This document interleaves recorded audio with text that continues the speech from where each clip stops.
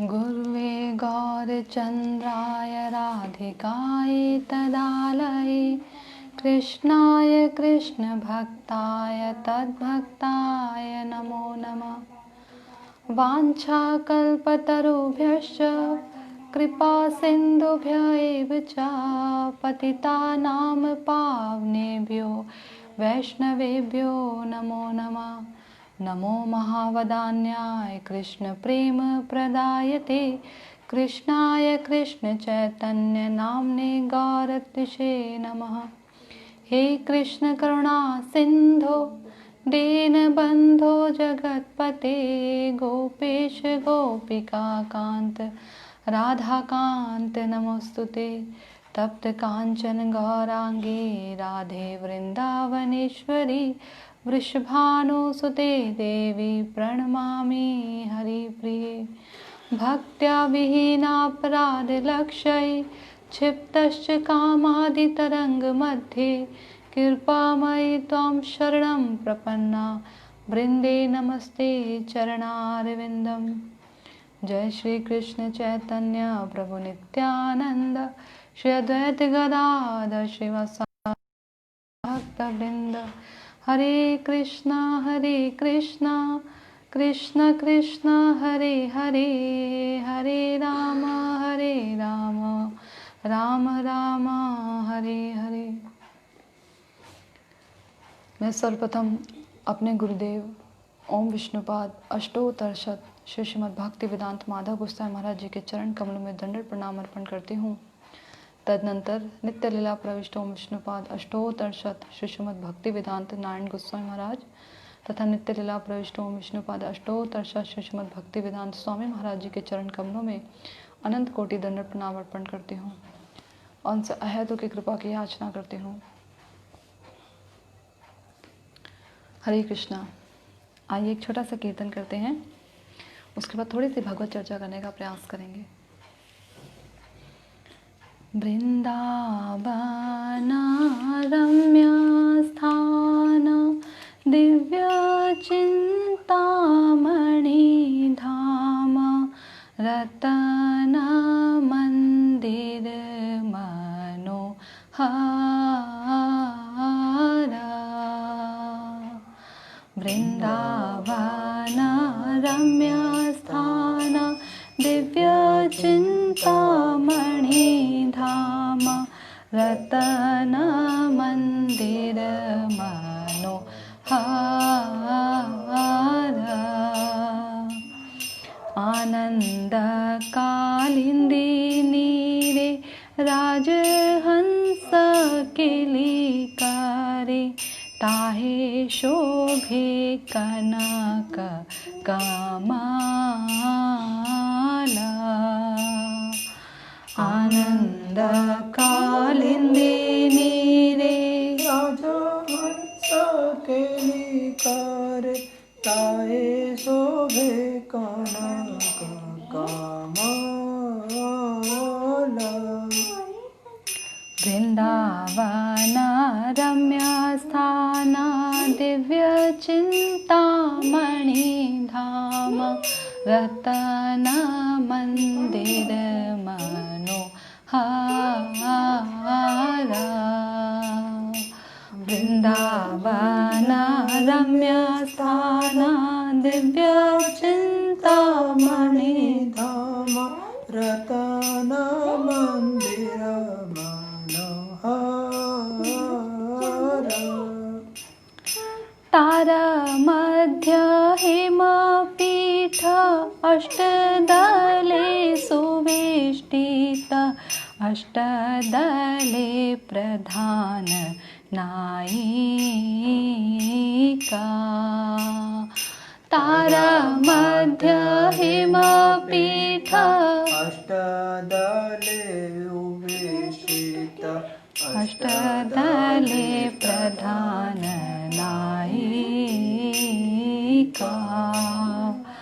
तारा मध्ये रत्नासने बसिया छे दुई जने श्याम संगे सुंदरी राधिका।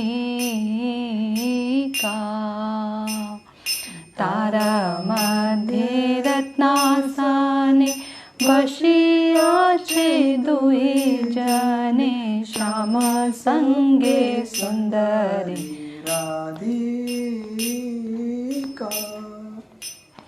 और लावण्य राशि अमिया पड़ी छे खासी हास्य परी हास्य संभाषणे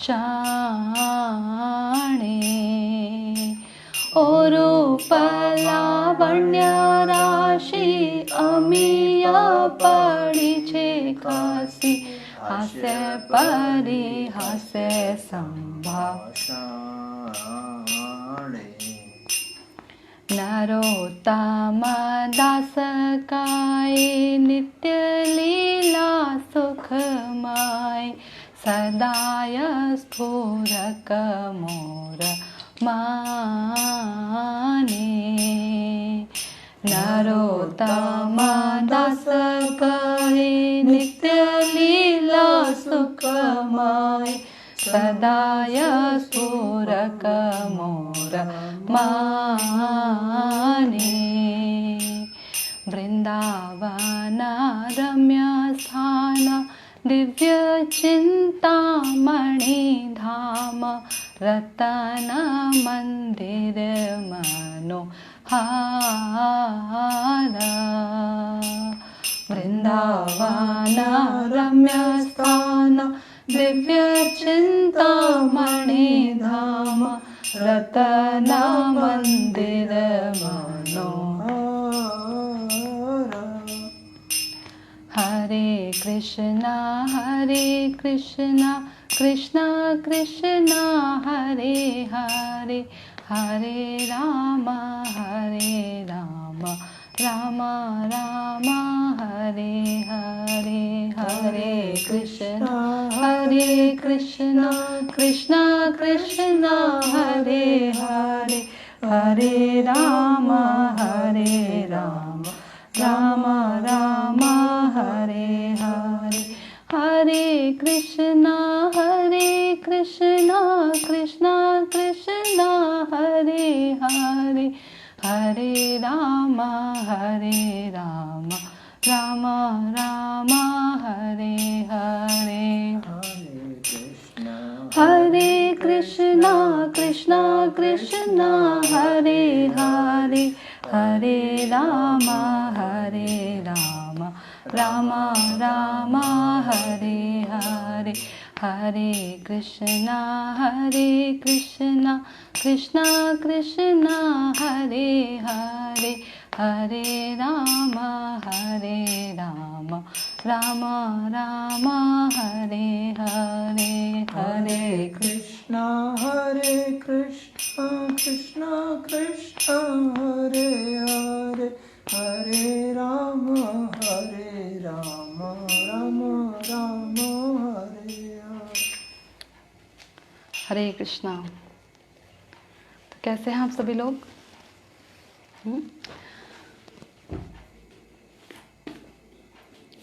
एक कल मैं किन्हीं से मिलने गई थी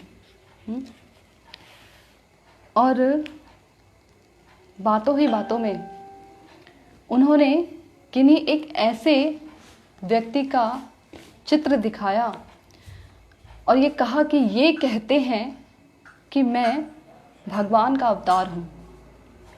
मैं नाम नहीं लेना चाहूँगी उनका, परंतु यूं ही कोई भी उठकर आ जाए और ये कहने लगे कि मैं भगवान का अवतार हूँ, तो ऐसा कह लेने से वो भगवान का अवतार नहीं बन जाता। मुझे याद आई इस बात पर, एक बात मुझे याद आई भक्तिवेदांत स्वामी महाराज जी की। एक बार वो ऋषभ देव जी का प्रसंग कर रहे थे, उनकी कथा कर रहे थे ऋषभ देव जी की। और ऋषभ देव जी की जो ऋषभ देव भगवान के अवतार कहे जाते हैं। तो ये कहा गया कि जब उन्होंने अपना शरीर को त्यागा, अपने शरीर को त्यागा, तो उनके त्यागने पर जब वो मल त्यागते थे, तो उस समय उनके मल से इतनी सुगंध निकलती थी कि उनके आसपास का वातावरण अत्यधिक सुगंधित हो उठता था। ये एक उनके मल का प्रभाव है। जिस मल को त्यागने पर अत्यंत दुर्गंध आती है। शरीर के 9 द्वार है ना, इन 9 द्वारों से जो कुछ भी निकलता है उन सब में से दुर्गंध आती है, सब में से। तभी तो हम सुबह उठकर ब्रश करते हैं। कोई हमारे चेहरे को सुबह उठकर हमारे चेहरे को देख भी नहीं सकता, ऐसा चेहरा लगता है। और भगवान, गोपियां कहती हैं कि प्रभु जब आप वृंदावन में वापस लौटते हैं, गौएं चराकर जब आप वृंदावन में आते हैं, अंदर प्रवेश करते हैं, तो आपके जो बाल हैं, घुंघराले बाल, नीली नीली अलके आपके चेहरे पर लटक रही हैं और धूल से आपके बाल, आपके जो अलके हैं, आपके जो बाल हैं, घुंघराले बाल भरे हुए हैं, धूल से धूसरित हैं। उस अपूर्व सौंदर्य को देखकर हम मोहित हो जाती हैं और हम उस सौंदर्य को देखने के लिए लालायित हो उठती हैं। सोचिए, धूल से धूसरित कोई व्यक्ति, धूल ही धूल, बालों में धूल, शरीर पर धूल, गौओं के खुरों से उड़ती हुई धूल उनके शरीर पर पड़ती है। ऐसे धूल से धूसरित व्यक्ति जब वन से वृंदावन की ओर प्रवेश करते हैं, अपने घर की ओर लौटते हैं, तो उस समय वो अत्यंत और अधिक सुंदर लगते हैं। यूं तो भगवान परम सुंदर हैं। सुंदरता ही मूर्त रूप लेकर भगवान का आश्रय लेती है। सुंदर भी तभी और भी ज्यादा सुंदर हो जाती है जब वो भगवान का आश्रय लेती है। तो भी गोपियां ये कह रही हैं कि प्रभु आप ऐसे धूल धूसरित होते हुए भी और अत्यधिक सुंदर लगते हैं। ऐसे तो ऐसे भगवान उनके ऋषभदेव जी के मल में से भी सुगंध आती है और उनके आसपास का जो वातावरण है वो सुगंधित हो उठता है। तो हमारे जैसे आम व्यक्ति, साधारण व्यक्ति, वो तो इतने शूद्र हैं, इतने गए गुजरे हैं, और फिर भी हम ये कहते नहीं डरते, हमारी जीवा ये कहते नहीं डरती कि हम भगवान के अवतार हैं। बताइए कितने दुख का विषय है। आए थे हरि भजन को, ओटन चले कपास। मनुष्य योनि इसलिए मिली थी कि हरि का भजन करेंगे, इसलिए आए थे मनुष्य योनि में। ये दी ही इसलिए हमें जो इतना प्रीशियस जो गिफ्ट मिला भगवान की ओर से, ये मिला ही इसलिए कि हम भगवान का भजन करें। और ओटन चले कपास, इस संसार की चीज़ों को ओटने लगे, अपने आप को, इस शरीर को मैं मानते हुए, इस शरीर से संबंधित लोगों को अपना मानते हुए उनके लिए संग्रह कर रहे हैं और अपने लिए संग्रह कर रहे हैं, जो सब कुछ छूट जाएगा। वास्तव में हम उन लोगों से प्रेम नहीं करते, हम स्वयं से ही प्रेम करते हैं। देखिए, जिन लोगों से हम प्रेम नहीं करते, जिनसे हमें किसी प्रकार का कोई लेना देना नहीं होता, हम उनके लिए कुछ करते भी नहीं हैं। क्या हम सारी दुनिया के लिए करते फिरते हैं? नहीं। जिनसे हमारा किसी प्रकार का संबंध होता है, फिर वो चाहे संबंध कैसा भी क्यों ना हो, कोई भी संबंध क्यों ना हो, तिल मात्र भी संबंध क्यों ना हो, तो ही हम उस व्यक्ति के लिए करते हैं। चाहे दया का ही संबंध क्यों ना हो, यदि हमें किसी पर दया आ रही है तो हम उसके लिए करेंगे। कोई भी संबंध क्यों ना हो तो हम उसके लिए प्रयास करते हैं, ऐसे ही नहीं करते। तो इससे साबित होता है कि हम अपने लिए, अपने को सुखी करने के लिए, हाँ, अपने से अधिक प्रेम करते हैं। तो इसी पर एक बहुत सुंदर श्लोक है, उस पर हम थोड़ी सी चर्चा करने का प्रयास करेंगे। आइए सुनते हैं श्लोक। और ये श्लोक जो है हमारे और आपके जीवन से संबंधित है। जैसी हमारी मनोवृत्ति और जैसा हम करते हैं, जैसा हम सोचते हैं, उस पर एक बहुत सुंदर श्लोक, एक बहुत सुंदर भक्त के विचार हैं। आइए सुनते हैं। संतम समीपे रमणम रतिप्रदम वित्तप्रदम नित्यमिमं विहाय अकामदम दुख भयाधि शोक मोहप्रदम तुच्छमहम भजे अज्ञा। मैं ऐसी मूर्ख निकली कि मेरे हृदय में जो शाश्वत स्थित हैं और मुझे अत्यंत प्रिय हैं, उस पुरुष की मैंने सेवा छोड़ दी। वह अत्यंत प्रिय ब्रह्मांड का स्वामी है, जो कि असली प्रेम और सुख का दाता है और समस्त समृद्धि का स्रोत है। यद्यपि वह मेरे ही हृदय में है, किंतु मैंने उसकी पूर्ण रूपेण अनदेखी की है। बजाय इसके मैंने अनजाने ही तुच्छ आदमियों की सेवा की, जो मेरी असली इच्छाओं को कभी भी पूरा नहीं कर सकते और जिन्होंने मुझे दुख, भय, चिंता, शोक और मोह ही दिया है ना। कितना सुंदर श्लोक, और हमारे और आपके जीवन से बिल्कुल मिलता जुलता है। हम भी यही कार्य करते हैं। फर्क इतना है कि इस स्त्री को ये बोध हो गया कि वो जिन लोगों के लिए कार्य कर रही है, जिसके लिए उसने अपने जीवन का इतना समय बर्बाद कर दिया, वो व्यर्थ ही चला गया, और हमें इस बात का बोध नहीं है। फर्क इतना है, करते हम एक जैसा ही है, जैसा इसने कहा।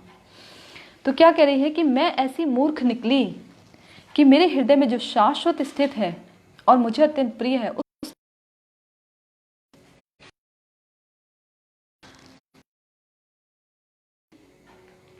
को देखिए ज्ञान प्राप्त हो गया है। ये ज्ञान, ये पता लग गया कि आखिर मेरे जीवन का उद्देश्य क्या है और मुझे क्या करना चाहिए था और मैं क्या करने आई थी और क्या कर रही हूँ। उसे ये ज्ञान प्राप्त हो गया, और ज्ञान प्राप्त होने पर वो क्या कह रही है? अपने आप को मूर्ख कह रही है। देखा है कभी कोई व्यक्ति ये कहे कि मैं बुद्धिमान, परंतु यहाँ ये स्त्री कह रही है, इतना उसे ज्ञान प्राप्त हो गया है, उस ज्ञान प्राप्त होने के बाद वो स्त्री कह रही है कि मैं अत्यंत मूर्ख निकली। यह है दैन्यता का स्तर। जब सच में हम भगवान की भक्ति करने लगते हैं और हमें अनुभूति होने लगती है ना भगवान की, इस संसार की, भक्ति की, थोड़ी बहुत भी अनुभूति हो जाती है, तो हमें ये महसूस होने लगता है कि हम सत्य में मूर्ख ही हैं। एक तो हमने अपना सारा जीवन, अपने जीवन का इतना अधिकांश समय अपने आप को ये जताने में और बताने में निकाल दिया कि हम कितने बुद्धिमान हैं, परंतु वास्तव में मूर्ख हैं। क्यों?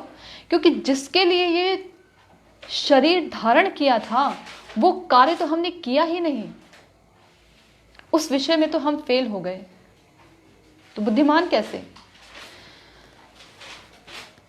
जब मृत्यु आएगी हमारे पास, जब हमारे पास आएगी, उस समय हम भगवान का यदि स्मरण ना कर पाए तो बुद्धिमानी कैसी? कैसा ज्ञान? जो ज्ञान हमें भगवान से ना मिला सके, वो ज्ञान ठीक वैसा ही है जैसे कि जो भूसी होती है ना, भूसी को यदि कूटा जाए, उसमें से धान निकालने का प्रयास किया जाए, तो वो केवल मात्र श्रम है, उसमें से धान कभी निकलेगा नहीं निकलेगा। देखने में ये लग रहा है कि वो भूसी है और उसमें से धान निकलेगा। ये देखिए, धान के अगर जो धान होती है, जो चावल होते हैं, उसके जो छिलके होते हैं, अगर उसे बाहरी रूप से देखा जाए तो ये देखकर कहा जा सकता है कि इसके अंदर चावल हो सकते हैं। परंतु यदि वो खाली हो तो उसमें से चावल नहीं प्राप्त होगा, खाली है ना। ऐसे ही जिस जीवन में भगवान हो ही ना, जीवन में कभी भगवान को याद किया ही ना हो, उन्हें कभी स्मरण किया ही ना हो, ऐसे जीवन में अंत समय में कैसे भगवान याद आएंगे?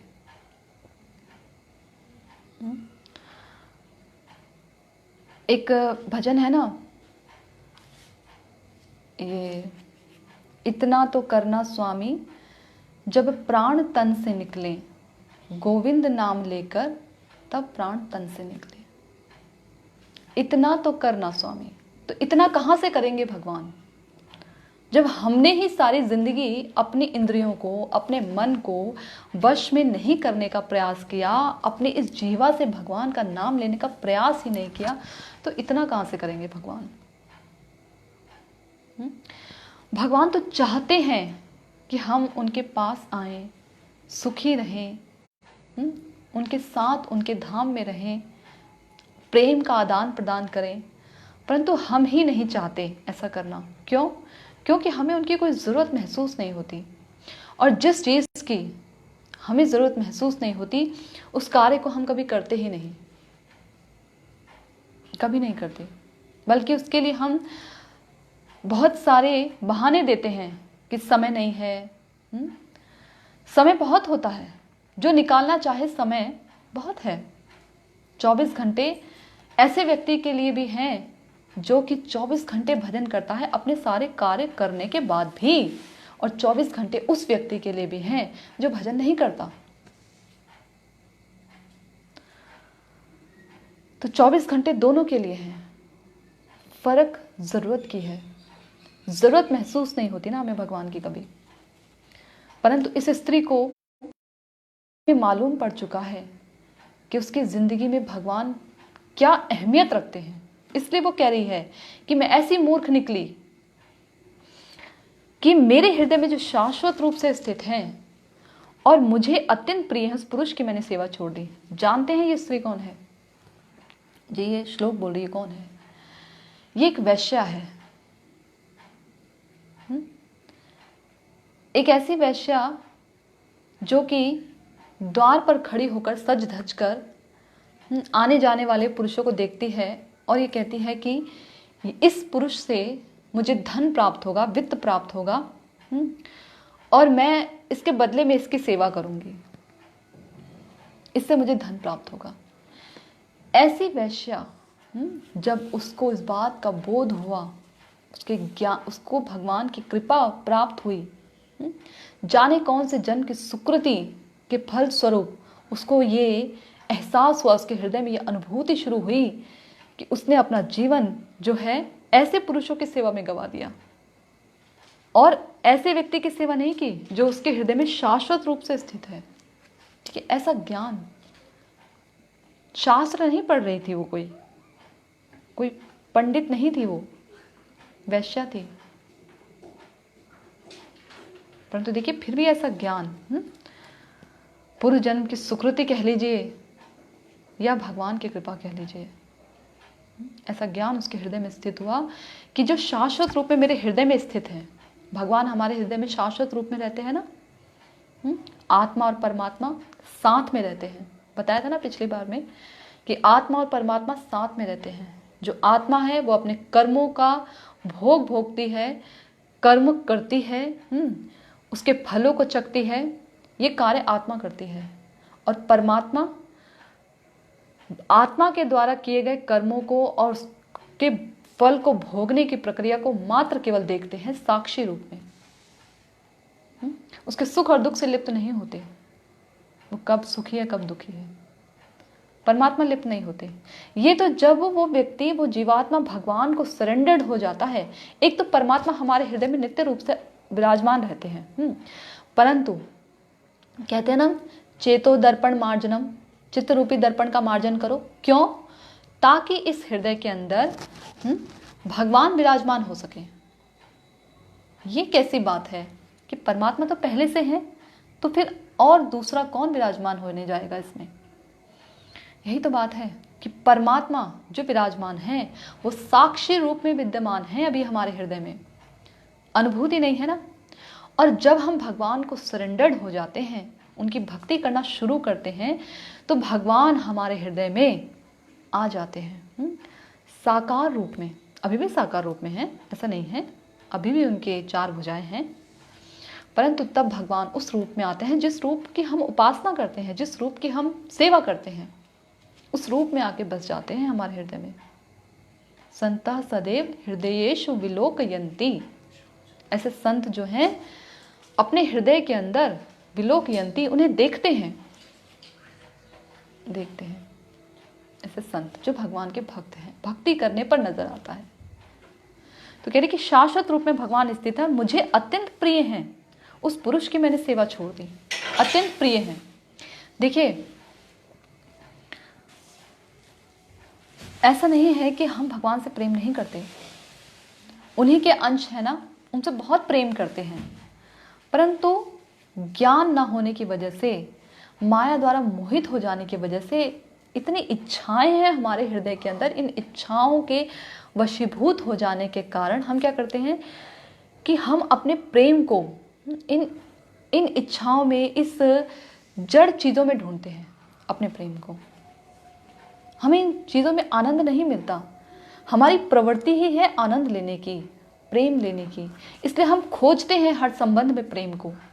शादी करते हैं किस लिए? कि जिससे हम शादी कर रहे हैं उससे हमें प्रेम मिले, वो हमारी भावनाओं को समझे, आदान प्रदान हो एक संबंध का। एक माता उम्मीद करती है अपने पुत्र से प्रेम के लिए, वो ये नहीं सोचती कि बेटा बड़ा हो जाएगा और मुझे मारेगा, लात घुसे।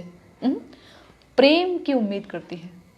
एक बेटा अपने माता पिता से प्रेम की उम्मीद करता है, और जिस संबंध में प्रेम ना हो, कहने को तो माता पुत्र का संबंध होगा, परंतु यदि उसमें प्रेम ना हो, वहां से प्रेम हट जाए, प्रेम गायब हो जाए, तो फिर उस संबंध का कोई आधार नहीं रहता, बेटा छोड़कर चला जाता है।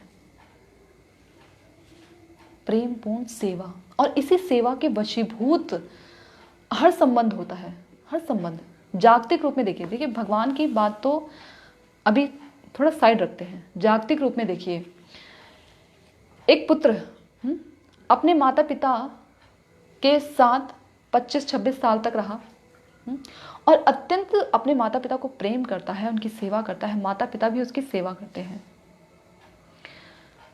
अब जब उस लड़के की शादी हुई तो जो स्त्री आई, वो अपने पति की हर प्रकार से सेवा करती है, हर प्रकार से।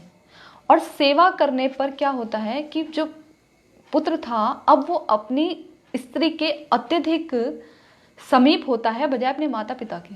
उसका संबंध अधिक प्रगाढ़ होता है अपने माता पिता से, अपने माता पिता को हाशिए पर रख देता है, थोड़ा दूरी पर रख देता है। क्यों? कारण क्या है? कारण ये है कि माता पिता भी उसी आत्मीयता के साथ अपने पुत्र का लालन पालन करते हैं, उसे खिलाते हैं, पिलाते हैं, सुलाते हैं, हाँ, उसकी भावनाओं को आदान प्रदान करते हैं, एक मित्र की तरह उसके साथ बातें शेयर करते हैं। ये कार्य पत्नी भी करती है, खिलाती है, पिलाती है, भावनाओं का आदान प्रदान होता है। परंतु माता पिता सर्वांग रूप में अपने पुत्र की सेवा नहीं कर सकते, अपनी सर्वांग इंद्रियों से सेवा नहीं कर सकते, परंतु एक स्त्री अपने सर्वांग इंद्रियों से अपने पति की सेवा करती है। तो यहां पर जो पति है, वो उनका संबंध, पति पत्नी का संबंध अधिक प्रगाढ़ हो जाता है, क्योंकि हर प्रकार से सेवा की, पूर्ण समर्पण हुआ, 100%। ऐसे ही जब हम जीवात्माएं भगवान की 100% सेवा करती हैं, सर्वांग इंद्रियों के द्वारा भगवान को प्रसन्न करने का प्रयास करती हैं, तो भगवान हमारे उस समर्पण से, हमारी उस शरणागति से, उस सेवा से, प्रेममय सेवा से वशीभूत हो जाते हैं। और यदि थोड़ा भी कहीं गड़बड़ हुआ, थोड़ा कहीं कमी रह गई, तो फिर कमी रह जाती है। क्योंकि भगवान कहते हैं ना कि जिस प्रकार से मेरा भजन करते हैं, ठीक उसी प्रकार से मैं भी उसका भजन करता हूं। तो ये बात है 100% शरणागति की। तो यहां पर वो स्त्री कह रही है कि मैंने ऐसे पुरुष की सेवा छोड़ दी जिससे मैं अत्यंत प्रेम करती थी। भगवान की सेवा भूल गए। क्यों? इस संसार में आकर भगवान को भूल बैठे। जब जीवात्मा गर्भ में होती है तो वो इतने कष्ट में होती है, इतने कष्ट में होती है कि वो उस कष्ट से कैसे भी करके छुटकारा पाना चाहती है, बाहर निकलना चाहती है उस अंधेरी काल कोठरी से। और गर्भ के अंदर, माता के गर्भ के अंदर कीड़े भी होते हैं, कृमि भी होते हैं, और माता जो पदार्थ खाती है, तीखा, खट्टा, जैसा भी पदार्थ खाती है गरम, वो सब उस कोमल शिशु के शरीर पर लगता है, उसको जलन महसूस करता है, उसको परेशानी होती है, तो वो उस कष्ट में अपने जीवन से बाहर निकलना चाहता है, तो वो उस समय प्रार्थना करता है। ऐसा भागवतम बताती है कि माता के गर्भ में प्रार्थना करता है वो शिशु कि हे प्रभु, मुझे इस कष्ट में जीवन से मुक्ति दिलाइए, बाहर निकालिए, मैं बाहर आकर आपका भजन करूंगा। और बाहर आके क्या होता है, वो जैसे ही अपनी आंखों को खोलता है तो संबंध बताने शुरू कर देते हैं कि ये तुम्हारी माता है, ये तुम्हारे पिता हैं, ये फलाना है, ये फलाना है, ऐसे संबंध बताना शुरू कर देते हैं। और वो पुत्र उन्हीं में खो जाता है, वो जो जीवात्मा है उन्हीं में खो जाती है, उन्हीं में खो जाती है। भूलिया तो मारे संसार आसिया, पेय नाना विध व्यथा। तो भूलिया तुम्हारा, तुम्हें भूल जाते हैं, हरि को भूल जाते हैं। ऐसी हमारी भी हालत है, हम भी भूल गए भगवान को इस संसार में आके, इतनी सारी आसक्तियों के बीच में, इतनी सारी जड़ चीज़ों के बीच में। देखिए कितनी अजीब सी बात नहीं लगती, हम तो हैं चेतन और इन जड़ चीज़ों में हम कितने आसक्त हो जाते हैं कि इन्हें छोड़ नहीं सकते। बताइए, चेतन चीजें जड़ चीजों के पीछे आसक्त हो जाते हैं, इतनी आसक्ति।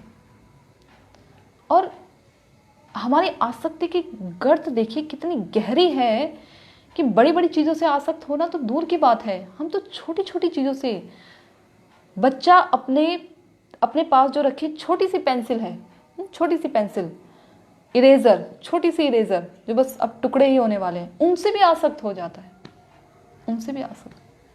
पुरानी कॉपी किताब मैं देखती हूँ ना, बच्चों को, छोटे बच्चों को, अपने ही बेटे को जब मैं देखती हूँ तो देखती हूँ पुरानी जो उसकी जो नोटबुक्स हैं, पुरानी नोटबुक्स, उन्हें भी वो ये कहता है कि ये मेरी किताबें हैं। तो मैं सोचती कितना, मतलब आसक्ति का कितना हमारा गहरा, इस भौतिक आसक्ति हमने इतनी गहरी जोड़ के रखी हुई है, कैसे छूटेंगे इनसे। अपने प्रयासों में तो नहीं संभव है, अपने प्रयास के द्वारा हो ही नहीं सकता, कर ही नहीं पाएंगे। बड़ी बड़ी आसक्तियां तो दूर की बात है कि हमारा बिजनेस या हमारा बहुत बड़ा बंगला, छोटा सा घर, झुग्गी झोपड़ी भी हो अगर, उससे भी आसक्त हो जाते हैं। तो छोड़िए, कुछ की तो हालत ऐसी है कि बाहर अगर ईट होती है ना, ईंटें, अगर ईंटें पड़ी हो 2-4, उससे भी आसक्त हो। ये हमारी ईंटें हैं, तुमने कैसे लगा ली। बताइए, आसक्ति का स्तर कितनी गहरी है, हमारी आसक्ति की जड़ें। हम सोचते हैं हमें आसक्ति बस ये पुत्र, परिवार, परिजन, इन्हीं से आसक्ति है, धन संपदा। नहीं, छोटी छोटी चीजों से आसक्ति है हमें, छोटी छोटी चीजों से। तो ये कह रही हैं कि मैंने ऐसे पुरुष की सेवा छोड़ दी, वह अत्यंत प्रिय ब्रह्मांड का स्वामी है, जो कि असली प्रेम और सुख का दाता है। वह अत्यंत प्रिय है, ब्रह्मांड का स्वामी, यानी भगवान को हर कोई प्रेम करना चाहता है, हर कोई प्रेम करता है, हर कोई। जब भगवान वृंदावन में प्रवेश करते हैं ना, तो उस समय जो हिरनियां हैं एक टक लगा के भगवान को देखती हैं, निहारती हैं, एक टक लगा के हिरण भगवान को देखते हैं। यमुना का जल ऐसे स्थिर हो जाता है भगवान के रूप को देखते। जो बह रहा है वो स्थिर हो रहा है, और जो चलता फिरता है वो जो है जड़ हो जा रहा है, पत्थर सा बन जा रहा है। हिरण ऐसे एक टक लगा के देख रही है। गायों के मुंह में घास है, और भगवान की वंशी ध्वनि सुनकर घास ना तो नीचे निकलती है और ना बाहर उगलती है, मुंह में तिनका दबा का दबा रह गया। ऐसे तो ऐसे हर कोई, चाहे जड़ हो चेतन हो, सब भगवान से प्रेम करते हैं, सब कोई। और कह रहे हैं कि और समस्त समृद्धि का स्रोत है भगवान, समस्त समृद्धि का। वो है ना, गोपियां गाती हैं, जयति तेधिकं जन्मना व्रजः श्रयता इंदिरा शाश्वदात्रहि दयितदृश्यता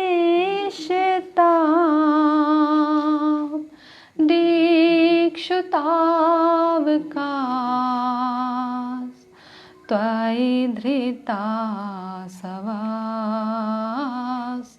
त्वां विचिन्वते। कि हे प्रभु, जब से आपने ब्रज में जन्म लिया है ना, जब से आप प्रकट हुए इस ब्रज के अंदर, तब से लक्ष्मी जी स्वयं यहाँ निवास करती हैं। और ये तो होना ही है, जहां नारायण रहेंगे वहां उनकी पत्नी अपने आप ही आ जाएगी। लक्ष्मी जी उनकी पत्नी है ना, अपने आप आ जाएंगी। देखिए, तो समस्त समृद्धि का स्रोत भगवान है। हम सोचते हैं ना, हमारे ना जेब से एक पैसा भी नहीं निकलता भगवान की सेवा के लिए।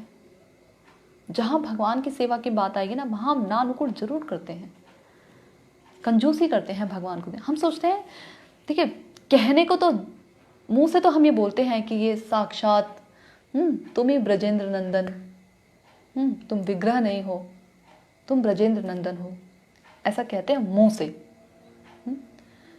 कहने को बहुत बड़ी बड़ी बातें कहते हैं, मानते नहीं हैं। हृदय पे अगर हाथ रखकर हृदय से सोचें, सत्य में सोचें, तो मानते नहीं हैं कि वो सच में स्वयं यहाँ भगवान खड़े हैं। ठीक है, अगर स्वयं भगवान खड़े हैं तो हम पूरे दिन भर तो सिर्फ सुबह और शाम को या दिन के समय, या कभी कभी मान लीजिए एक दिन में 5-6 बार, मान लीजिए अधिक से अधिक, उनको देखते हैं। पर कितनी बार प्रणाम करते हैं उनके आगे आके, कितनी बार उनसे बातें किया करते हैं।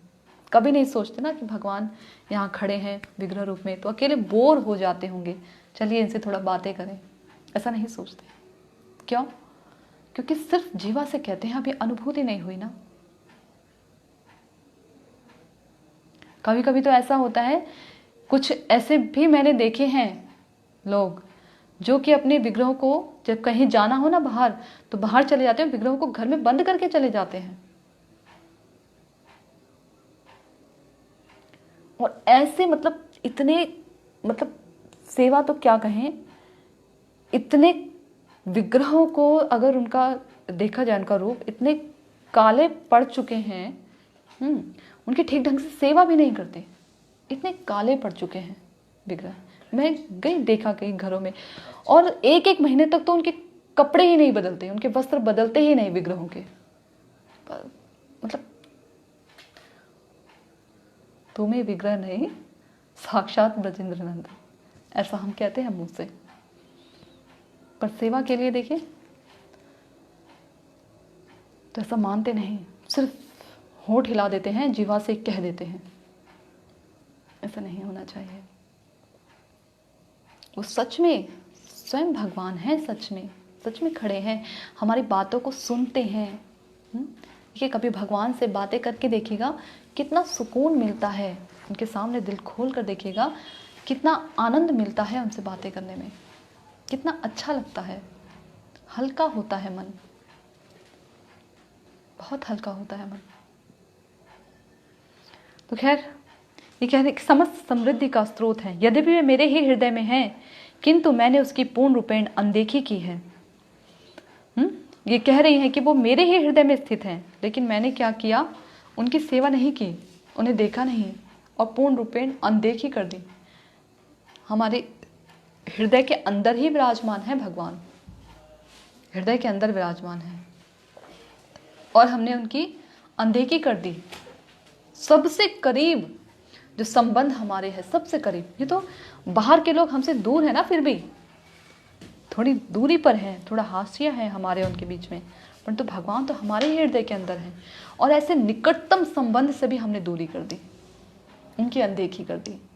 और कहने कि बजाय इसके मैंने अनजाने ही तुच्छ आदमियों की सेवा की, जो मेरी असली इच्छाओं को कभी भी पूरा नहीं कर सकते और जिन्होंने मुझे दुख, भय, चिंता, शोक और मोह ही दिया है।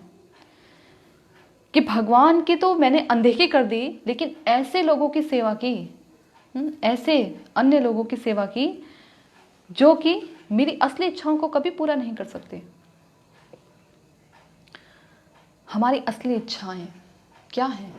अभी भी तो हम इच्छा करते हैं ना, हमें ये चाहिए, सुख चाहिए, शांति चाहिए। ऐसे कई आरतियां भी बनी हुई हैं। धन सुख संपत्ति घर आवे, कष्ट मिटे तन का, हाँ, और वो बल बुद्धि विद्या मोहि दीजिए, हरहूँ कलेश विकार, और जाने कितनी सारी आरतियां हमने बना दी हैं। मांगने की आदत है ना भगवान से, सब समय मांगते रहते हैं, कितना हमारा भर दो, बस झोली छोटी पड़ जाए इतना भर दो आप। तो ये इच्छाएं, ऐसी इच्छाएं। एक माता जी से मिली थी मैं। वो माता जी मुझे कह रही थी कि मैं ना कृष्ण से बहुत प्रेम करती हूँ, बहुत अधिक प्रेम करती हूँ, और मैं उनसे इतना प्रेम करती हूँ कि मैं उनके बगैर रह नहीं सकती। तो मैं मन में सोच रही थी कि अभी भी तो आप उनके बगैर ही रह रही हैं, अभी भी तो उनके बगैर रह रही हैं, सांस तो आ जा रही है। जब भगवान गोपियों को कहते हैं कि गोपियों मैं तुमसे मिलने आऊंगा, तो गोपियां इस वाक्य पर, इस वाक्य का भरोसा रखकर कि कृष्ण ने कहा है कि वो हमसे मिलने आएंगे, इस वाक्य का भरोसा रखकर अपनी श्वास को टिकाए रखती हैं। जानते हैं क्यों?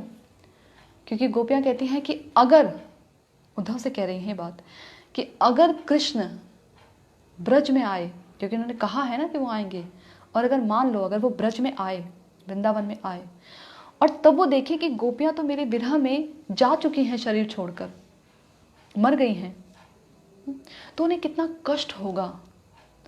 और हम कृष्ण को कष्ट नहीं दे सकती, बस इसलिए हम अपने प्राण धारण किए हैं। जहां पर भगवान छोड़कर गए थे ना, गोपियां रथ के पीछे पीछे दौड़ती है ना, जहां तक रथ की झंडी भी दिखती है वहां तक गोपियां भागती हैं उनके पीछे, उनके रथ के पीछे। और बस जहां से दिखना बंद हो जाता है, रथ का झंडा भी, धूल उड़ती हुई भी जब बंद हो जाती है, तो गोपियां वहीं स्थिर हो जाती हैं, उसके बाद से घर वापस नहीं जाती। ये है प्रेम। कहते हैं कि हम मात्र केवल उनके लिए प्राण धारण किए हुए हैं, केवल उनके लिए।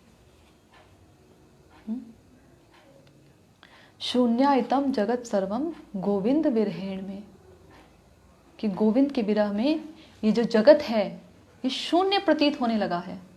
यानी सब कुछ है इस जगत में, एज इट इज, सब कुछ पहले जैसा ही दिख रहा है। हरे भरे खेत, हरियाली, पहाड़, पर्वत, झरने, अपनी दिशाओं में हर चीज पूरी तरीके से सब कुछ ठीक है। सूर्य समय पे उगता है, चंद्रमा समय पे आता है, फसलें लहलहा रही हैं, अनाज अन्न सब कुछ है, लोगों से भरा पूरा है, लोगों की चेतना भी बहुत अच्छी है। तो भी ये जगत शून्य प्रतीत होता है गोविंद के विरह में, शून्य। जब प्रेम इस कदर बढ़ जाए तो भीड़ में भी व्यक्ति अकेला महसूस करता है, यदि वो जिससे प्रेम करता है वो हो ना उपस्थित हो, और वो हो तो फिर किसी की आवश्यकता नहीं। तो शून्यतम जगत सर्व, पूरा जगत शून्य प्रतीत हो रहा है गोविंद के विरह में। तो ये है प्रेम। जब भरत जी, राम जी के, भगवान राम के भाई भरत जी को पता लगता है कि ऐसा उनकी माता ने किया और इस प्रकार से राम जी अब वनवास में हैं, तो वो उन्हें लिवाने के लिए लेने जाते हैं। और जब लिवाने लेने जाते हैं तो जनक जी, सीता जी के पिता, वो उनसे कहते हैं कि आप अगर कहेंगे ना राम जी को तो वो जरूर वापस आएंगे, वापस अयोध्या वापस जरूर आ जाएंगे। तो जनक जी कहते हैं कि भरत तुम्हारा भाव बहुत अच्छा है, मैं देख रहा हूं कि तुम बहुत प्रेम करते हो अपने भैया से, परंतु एक बात बताओ कि प्रेम का अर्थ क्या है? क्या अर्थ है प्रेम का? क्या मतलब है प्रेम का? प्रेम का अर्थ होता है कि जिससे हम प्रेम करते हैं उसके सुख के लिए ही जीवन धारण करना, उसके सुख के लिए ही, अपने सुख का लेश मात्र भी उसमें ना हो, उसके सुख के लिए जीवन धारण करना। उसको हर प्रकार से, हमें कितना भी कष्ट प्राप्त क्यों ना हो रहा हो, परंतु उसको सुख मिले। अगर हमारे कष्ट से उसको कष्ट हो रहा है तो हम कष्ट में नहीं रहेंगे। अगर हमारे कष्ट से उसको कष्ट हो रहा है तो हम कष्ट में नहीं रहेंगे, और हमारे कष्ट से अगर उसको सुख प्राप्त हो रहा है तो हम कष्ट में रहेंगे। ये प्रेम, यानी जिससे प्रेम कर रहे हैं उसकी पूरी तरह से उसी की सुख की स्पृहा, अपनी तिल मात्र, बिंदु मात्र भी नहीं, छाया मात्र भी अपना सुख नहीं, बिंदु तो दूर की बात है, छाया मात्र भी, आभास तक नहीं अपने सुख का। तो यदि अगर तुम्हारे भैया कहने पर आ तो जाएंगे अयोध्या वापस, परंतु यदि उन्हें हृदय में बहुत कष्ट होगा कि अपने पिता के वचनों का पालन नहीं कर पाए, तो तुम क्या चाहते हो कि तुम्हारे जो भैया हैं वो अयोध्या में आए, राजा बन जाएंगे, परंतु हृदय में कष्ट तो होगा। तब भरत जी को समझ आया कि हाँ, मैं तो अभी तक ये तो मैंने सोचा ही नहीं कि मैं अपने को सुखी करने का प्रयास कर रहा हूँ, कि मुझे कष्ट हो रहा है कि जो राम जी हैं, जो भैया राम हैं, वो अयोध्या नहीं आ रहे, मुझे कष्ट हो रहा है। ये तो मैंने सोचा ही नहीं कि उन्हें कष्ट होगा अयोध्या में आने से, वो सोचेंगे कि मैं अपने पिता के वचनों का पालन नहीं कर पाया। तो ये है प्रेम, असली प्रेम। ये है असली इच्छा, भगवान से प्रेम करने की असली इच्छा, केवल और केवल भगवान को सुखी करने की स्पृहा, अन्याभिलाषिता शून्यम ज्ञान कर्मादि अनावृतम आनुकूल्यन कृष्णानुशीलनम भक्ति रुत्तम। आनुकूल्यन कृष्ण अनुशीलनम, जो कुछ भी कृष्ण के लिए अनुकूल हो उसी का अनुशीलन करना। हम देखिए कितने पानी में हैं, कितना अनुशीलन करते हैं, कितनी सेवा करते हैं, कितना करते हैं हम? कुछ नहीं करते।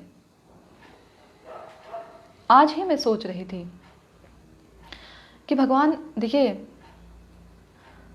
यदि अपने साधन भजन की तरफ दृष्टि करें तो कुछ साधन भजन नहीं है, कुछ भी नहीं है। मंजिल तो इतनी ऊंची है, रास्ता बहुत संकीर्ण है। बड़ी संकीर्ण नगरी, प्रेम नगरी बड़ी संकीर्ण। जो प्रेम का जो नगर है, उसका जो रास्ता है बहुत संकीर्ण है, बहुत पतला है, बहुत छोटा है, बहुत छोटा है। सांकरीखोर गए हैं ना कभी? बरसाने में जो है सांकरीखोर, देखा है? उसका एक रास्ता ऐसा है, सांकरी यानी संकरी गली, एक समय में एक ही व्यक्ति जा सकता है।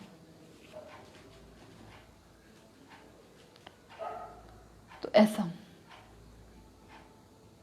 तो मैं सोच रही थी उस समय, एक मन में ऐसे ही ध्यान आया, दूर नगरी, बड़ी दूर नगरी, कैसे जाऊं मैं कन्हाई, तेरी गोकुल नगरी।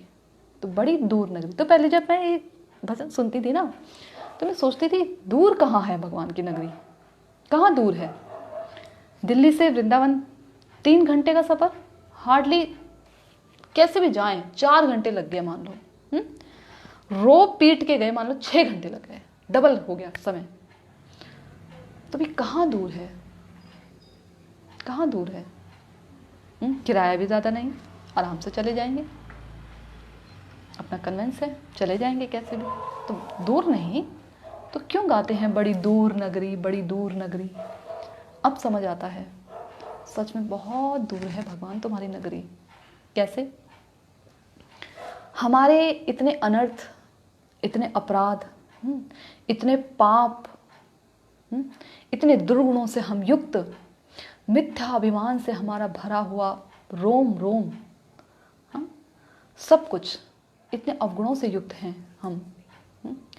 और अभी तो ठीक से श्रद्धा ही नहीं हुई, जाने कब अनर्थों की निवृत्ति होगी, हाँ, जाने कब हम निष्ठा के स्तर पर पहुँचेंगे, जाने कब रुचि होगी, आसक्ति होगी, तब कहीं भाव होगा और तब कहीं जाकर प्रेम होगा।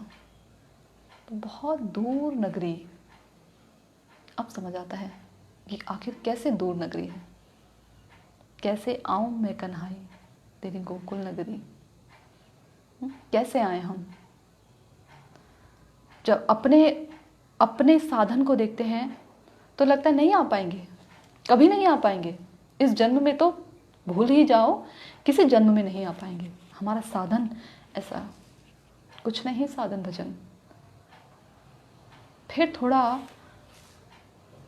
मन में उत्साह जागता है जब दृष्टि पड़ती है हरि गुरु वैष्णव के प्रति, जब उनमें दृष्टि पड़ती है तब थोड़ा उत्साह जागता है कि ये तो करुणा के सिंधु हैं, दीनों के बंधु हैं। तब थोड़ी उम्मीद जागती है कि कुछ हो सकता है, तब लगता है।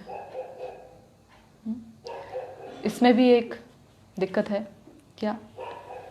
दीनों के बंधु तो हैं परंतु दीन मानते नहीं उन्हें, ये दिक्कत है। तो क्या कह रहे हैं कि जो मेरी असली इच्छाओं को कभी भी पूरा नहीं कर सकते और जिन्होंने मुझे दुख, भय, चिंता, शोक और मोह ही दिया है, ऐसे जो लोग हैं जिनकी सेवा हम करते हैं, ऐसे लोगों की सेवा से हमें क्या मिलता है? दुख। कोई भी संबंध हो,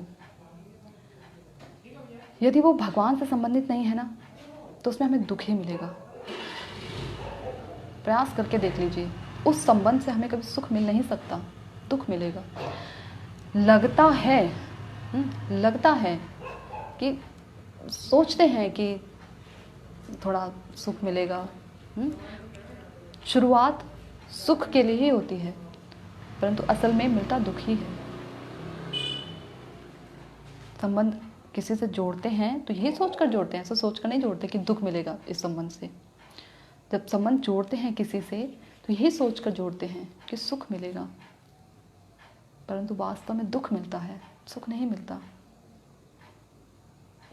उसका जो अंतिम छोर होता है वो दुख पर जाकर ही खत्म होता है। रिश्ता रहे तो भी दुख मिलेगा और ना रहे तो भी दुख मिलेगा। अगर शरीर ही छोड़कर चलेगा तो दुख है ही, उस रिश्ते से दुख मिला ही। और जब तक शरीर है तब भी तो दुख मिलता है, तभी तो इतने क्लेश होते हैं, इतने झगड़े होते हैं, मन मुटाव होता है। क्यों होता है? तभी तो एक को छोड़कर दूसरे के पास जाते हैं। तो दुख, भय, जो कुछ भी इकट्ठा किया है, जो जमा किया है, वो छूट ना जाए हमसे, चाहे वो व्यक्ति हो या वस्तु, छूट ना जाए, इसका भय। चिंता, शोक, मोह, ये सब एक के बाद एक पीछे चले आते हैं। जो संबंध भगवान से ना जुड़ा हो। मेरे तो गिरधर गोपाल दूसरो ना कोई, भगत देख राजी भये, जगत देख रोई। आंसू वन जल सींच सींच, प्रेम बेल बोई। आंसुओं के जल से सींच कर ये प्रेम की बेल बोई है।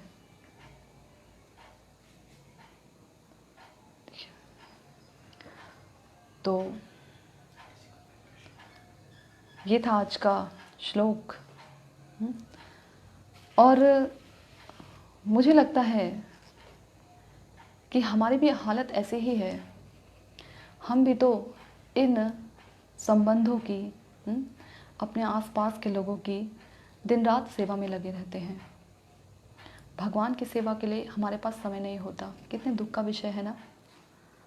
जो भगवान हमारे लिए सब कुछ करते हैं, सब कुछ दिया उन्होंने। बाहरी रूप से देखा जाए तो ये सूर्य की रोशनी, ये चंद्रमा, चांद की किरणें, पानी, सांस जिससे हम हवा जिससे हम सांस लेते हैं, धन संपदा, एक खनिज संपदा जो हम ज़मीन से खोद खोद कर बाहर निकालते हैं, सब कुछ अल्टीमेट सब कुछ भगवान ने ही तो दिया है। कौन सी ऐसी चीज़ है जो उन्होंने नहीं दी? एक व्यक्ति कह रहे थे कि भगवान पूछ रहे थे ऑडियंस से, ये बताओ कि भगवान है या नहीं, तो ये रियलिटी है या आप बिलीव करते हो? तो जो ये कहता है कि भगवान है वो हाथ खड़े करो। तो उनसे पूछा गया कि भगवान है, हम बिलीव करते हैं ऐसा कि भगवान है, और कह रहे कि भगवान नहीं है, तो कुछ लोगों ने कहा भगवान नहीं है, ये रियलिटी है। तो व्यक्ति का निष्कर्ष ये था कि ये बोल दो कि कुछ हमें नहीं मालूम भगवान है कि नहीं, हमें नहीं मालूम। अरे ये कैसे मूर्खता की बात है, हमें नहीं मालूम भगवान है कि नहीं? तुम खड़े हो अपने टांगों पर, तुम्हारी सत्ता है, यही इस बात का सबूत है कि भगवान है। वरना तुम क्या हो? कुछ नहीं। जब बीमारी आती है तो जाते हैं डॉक्टर के पास, तो क्या बड़ी से बड़ी बीमारियां डॉक्टर सही कर देते हैं? अगर सही कर देते तो फिर मृत्यु नहीं होती इस संसार में किसी की। तब क्यों घबराते हैं? तब क्यों नहीं कहते कि भगवान नहीं है? तब क्यों नहीं स्वयं को अपने आप से ठीक कर लेते? इतनी जद्दोजहद क्यों करते हैं धन कमाने के लिए? जब गरीब हो जाते हैं, जब कंगाल हो जाते हैं, बिल्कुल दिवालिया निकल जाता है इतने बड़े बिजनेसमैन से, बिल्कुल कंगाली छा जाती है, तब क्यों कहते हैं? तब क्यों आप इतने कंगाल हो जाते हैं एकदम से? अपना स्टेमिना, अपना स्टैंडर्ड बनाए रखिए ना। कैसे कंगाल हो जाते हैं? आप तो नहीं चाहते कंगाल होना, आप तो नहीं चाहते कभी रोग से घिरना, आप तो नहीं चाहते कभी मरना, आप तो नहीं चाहते कि आपके सगे संबंधी कभी छूटे, आप तो नहीं चाहते कि आप कभी बूढ़े हों। फिर क्यों हो जाता है? थिंक अबाउट इट, सोचिए इस बारे में। भगवान नहीं है ऐसा कह देने से थोड़े ना नहीं है, नहीं है कह देने से नहीं है भगवान। सोचिए। खैर समय हो चुका है, और किसी का अगर कोई प्रश्न हो तो आप अपने प्रश्नों को कमेंट्स में लिखकर भेज सकते हैं। मैं प्रयास करूंगी उनके प्रश्नों के उत्तर देने का। और यदि कथा में किसी भी प्रकार का कोई त्रुटि रह गई हो तो उसके लिए मुझे क्षमा करें। मैं भी एक बद्ध जीवात्मा हूँ, प्रयास करती हूँ कि थोड़ा बहुत जो कुछ भी मैंने हरि गुरु वैष्णव की कृपा के माध्यम से, उनके मुखारबिंद से जो कुछ भी सुना है, समझा है, अपनी शुद्ध बुद्धि से उनकी कृपा के द्वारा जो कुछ भी समझने का प्रयास किया है, बस वही आप तक पहुंचाने का प्रयास करती हूँ और कुछ नहीं। तो अब मैं आज्ञा लेती हूँ। वांछा कल्पतरुभ्यश्च कृपा सिंधुभ्यश्च पतितनां पावनेभ्यो वैष्णवेभ्यो नमो नमः। श्री गुरुदेव जय।